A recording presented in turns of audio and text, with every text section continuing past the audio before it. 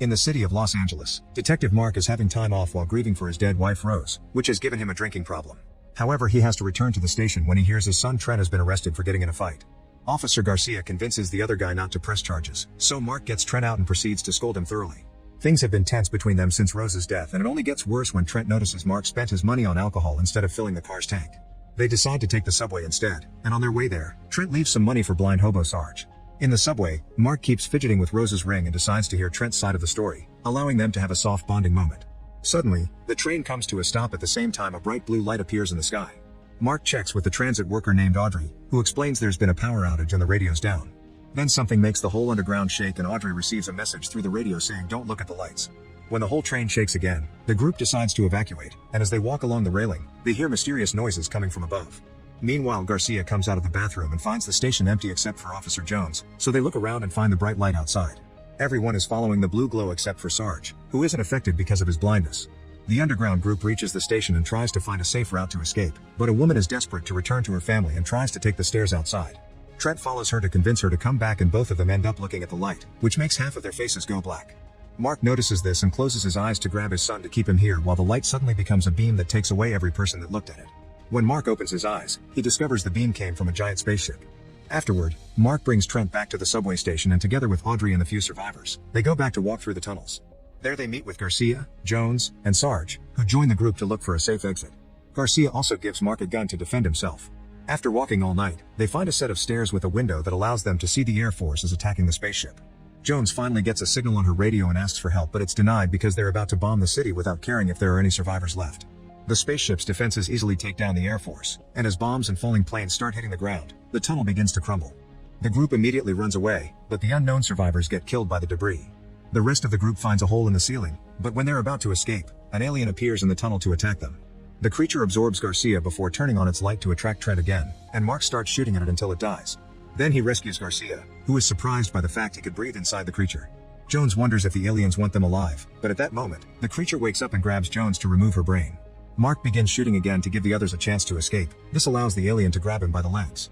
Thankfully, Audrey has an emergency flare with her and tosses it to Mark, who uses it to make the creature step back. Afterward, he puts it inside the gas tank of a car that fell into the hole, so when the creature tries to follow the group as they escape, the car explodes and kills it. Now they're outside, they can see the spaceship sending a giant alien after them. The group begins to run away, but the alien is too close, so Garcia stays behind to buy his friends some time. Unfortunately, his bullets do nothing, and the alien absorbs him with its tentacle. Mark, Trent, Audrey, and Sarge notice there are helicopters in the area and try to get their attention, but the giant alien suddenly blocks their way and shoots the helicopters down. Then the spaceship's lights begin taking the group away, and since it can't take Sarge, the alien picks him up manually. The giant alien returns to its ship, where it's revealed that this huge creature is actually a giant robot being piloted by a human-sized alien. Now that the alien is done with the USA, it moves the ship to begin harvesting other places. Meanwhile, Mark wakes up in a room full of bodies and alien goo. There's another creature there, which is also actually a robot, collecting people's brains. Mark dodges the tentacles to try to find Trent, and when he shoots at the robot, the alien captain notices him on his sensors and turns on the beam again. All the bodies are taken away except for Mark, whose head is grabbed by the robot to try to get his brain. Mark immediately shoots the tentacle and falls in a current of water that is being expelled from the ship. When he's about to fall out, his leg gets stuck on the ship's railing, saving him but also getting hurt. Then Mark climbs back inside and discovers that the human brains are put inside more robots to use them as soldiers. The only actual living creature here is the captain. Unaware Jared is following him, Mark makes his way further inside, coming across rotting bodies and eggs hanging from the ceiling that seem to have babies inside. Suddenly Mark is attacked by one of the tentacle robots, but he's saved just in time by Jared, whose eyes are red instead of blue like every other light here. There are more enemies coming, so Mark follows Jared into another room as he explains he wants to find his son. Jared cauterizes Mark's leg before taking him to see Elaine, who is 3 months pregnant yet she's about to give birth. Elaine explains that when she first saw the light, she instantly became pregnant. On the other hand, her husband Jared became stronger every time he looked at it, allowing him to become immune. When the alien put his brain in a robot, Jared retained his sense of self. The alien usually takes the babies right from their bellies, but Jared saved her from that tragic end. Mark helps Elaine give birth to a healthy baby girl, but unfortunately Elaine dies in the process. Jared accepts to help Mark find Trent in exchange for Mark getting the baby out of the ship safely. Neither of them notices the baby can make her eyes glow red. Meanwhile, Trent and Audrey wake up to find themselves hanging from some vines on the ceiling. Trent manages to get the other flare from Audrey's pocket and cuts her vine. Then he grabs Audrey and throws her on the stairs. He jumps after her and together they start making their way down, only to discover Sarge is hanging from a vine too. After Jared and Mark leave the room, the captain finds Elaine's body and begins tracking the baby. Jared first takes Mark to the armory, where he provides him with an alien weapon that connects directly to his arm's nerve cells. Then Jared begins setting up bombs to blow up the ship. He also uses the main computer to find where Trent is. At that moment, the captain shows up, so Jared opens a passage to send Trent to the Vine room while he stays behind to fight the captain. In the Vine room, Mark finds Trent jumping on Sarge's Vine to rescue him. Making the Vine swing, Trent frees Sarge while Mark puts down the baby and rushes upstairs to offer his hand right before the Vine breaks. Trent holds onto Mark's hand, but the robot's tentacles are stronger and sadly they drag Trent away to steal his brain and throw his body into the pile. Another tentacle grabs Audrey, so Mark jumps on it and cuts it with the alien blade Jared gave him. Audrey makes it safely to the floor and the robot falls on top of Mark, but he uses the blade to finish it off. In the meantime, the captain overpowers Jared and leaves him for dead. Jared is only pretending and reveals he still has a bomb in his hand. The captain goes to the Vine room and Mark tries to attack him, but the blade suddenly stops working, giving the captain the chance to go after the baby. Sarge gets in his way to buy some time, and he gets wounded while Audrey retrieves the baby. As the captain turns to go after her and Mark, Jared finally activates the bombs and the ship explodes, crashing in rural Laos. The crash is seen by siblings Sua and Kanya, who work with a cartel group. There are cops in the area trying to stop the alien robots but also looking to arrest cartels, so Sua kills one off while Officer Juana is busy destroying the robot with a flamethrower. The siblings approach the ship and find one of the eggs on the ground, which Kanya puts away in her bag. Mark, Audrey, and the baby have landed safely thanks to the alien goo. Sarge is also alive but barely hanging in there because of his wound.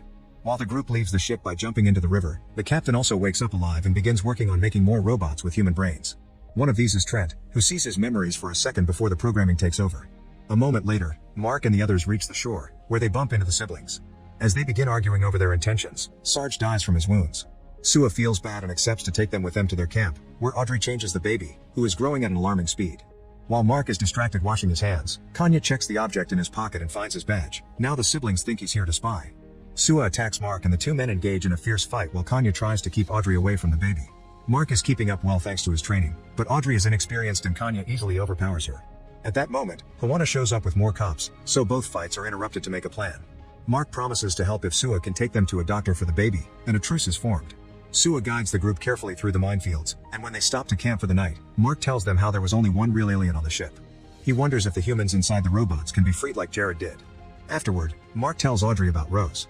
The next morning, Mark is awakened by Juana. Sua immediately saves him by shooting Juana non-lethally, but when he's about to shoot again to kill him, Audrey stops him. Then she checks on the baby, who has become a young kid overnight. The group leaves with Juana as their prisoner and they make it to an ancient temple, underneath which the cartels have set up their hideout. Juana is locked in a cell and the kid is taken to Dr. Harper, who confirms the child is burning with fever. Harper proceeds to run some tests while Mark wonders if he can trust this place. Sua shows him this was built during the war to defend themselves from the American attacks, so if they can survive the USA they can also survive aliens. Moments later, Harper announces the child isn't really human. Kanya runs away in panic and leaves her bag behind, allowing Harper to find the egg. When Kanya tries to take the kid away from being the enemy, the others stop her, and Mark tells her about the experiments he saw, meaning the child's also a victim. Afterward, Harper gives a full explanation. The kid's constant growth has depleted her entire system, and she's about to shut down. She needs a transfusion, but Harper doesn't think any of them are compatible. Mark shows him his arm and tells him about the weapon that was connected to his body, so they decide to try with his blood. The next morning, the kid is healthy and well. She's also grown even more. Using the egg Kanya found, Harper runs more tests and discovers the blue light that brainwashes their brains is biologically compatible with human DNA. He thinks the aliens planted humans here on Earth as a crop, and every couple of millennia they come back to harvest. However, they didn't take evolution into account. Using the egg and the kid's blood, Harper develops a serum to be put inside the beam cannon, and the modified light will free all the robots from the mind control. The group begins arming themselves for the incoming fight, and Audrey and Kanya go outside to set up some traps. At that moment, the captain sends a giant robot to attack Audrey. Kanya activates one of the traps, but the bomb is just a scratch for alien technology, so she gets its attention by shooting at it. Then Kanya runs into the minefield, and as the alien follows her, it activates one of the mines. This explosion does more damage, but it's still not enough to destroy it. Kanya steps back and accidentally walks on a mine. Knowing there's no way out, she uses her radio to say goodbye to her brother, and when the robot comes close enough, she removes her foot. The mine explodes and brings them both down. The explosion has given away their location, and the captain begins flying the ship toward the temple. Mark thinks they should leave, but Sua explains his people will never stop defending the tunnels. Seeing as the chances are low anyway, Mark asks for the serum so he can try to put it in the cannon while everyone keeps the alien busy fighting. The cartels begin setting up traps all over the tunnels and Mark leaves the child with the civilians in a room at the back. Mark manages to leave the hideout right before the alien robots begin coming down the tunnels. The explosives do quite a lot of damage, and the cartels finish the robots off with their firearms. Then Sua gets ready to start a fire by the entrance, but an alien surprises them by entering the tunnel through a hole it makes in the ceiling. The alien kills a bunch of people before it finds Sua, who fights it and guides it back to the entrance so he can defeat it by setting it on fire. Since so many fighters died, Sua frees Hawana to ask him to fight too. Then all the survivors begin evacuating through a hidden tunnel. Meanwhile, Mark sneaks around the temple and enters the spaceship through a back door. Remembering what Jared did, Mark opens a tunnel on the wall and takes it to reach the cannon room. This is seen by one of the many guards. At that moment, the cannon sends a light out to try to brainwash the survivors that are coming out, but everyone remembers to close their eyes. The child doesn't because she can defend herself by making her eyes glow red. One of the cartels shoots a rocket at the light to destroy it, but before everyone can escape, another giant robot appears piloted by the captain and begins destroying the place. Everyone begins to fight the army of robots that arrives with the giant one, and when one of them is about to reach Audrey and the kid, Harper gets in its way to save them, dying in the process. Inside the ship, the guard finds Mark and attacks him. During the fight, Mark drops Rose's ring, and the sight of it makes the guard hesitate. Mark realizes this is Trent, but since the boy can't completely shake off the control yet, Mark has to push him away into the lower level to save himself. Then he grabs an egg from the vines, injects the serum into it, and throws it into the beam, changing the light color from blue to red. Trent immediately recovers his memories, but before the light can reach the others, the captain uses his robot to break the beam cannon, causing Mark to jump off the ship not to die along with it. Then Mark finds a broken robot and steals its blade so he can join the fight. He, Sua, and Hawana work together to keep the girl safe, and when the captain comes closer with its giant robot, it's suddenly hit by the second one. It's Trent, who has stolen its own giant from the ship. As both giants begin fighting, the captain quickly overpowers Trent. Mark gives Sua the blade before he goes looking for the rocket launcher, which he shoots at the captain's robot to give his son a chance. Sua and Hawana keep on fighting the human-brained robots, but unfortunately Hawana is surrounded and dies. Audrey puts down the kid to help with the fight, but as soon as she turns around, the kid leaves. Ignoring the battle around her, the child reaches the fallen cannon and activates it again. The captain notices this and comes to kill her, but Mark runs to protect her and Trent pushes the captain to the ground. Then Trent picks up the cannon and shoots at the captain, finally killing it. This shot also makes a red light appear in the sky, which frees all the human brains from the mind control. Father and son finally reunite, and when Audrey picks the kid up, she decides to name her Rose. Some months later, Rose is now a young woman and captain of a ship they've built with the pieces of the Alien One. Her crew is formed by humans but also by all the people trapped in the robot bodies, like Trent.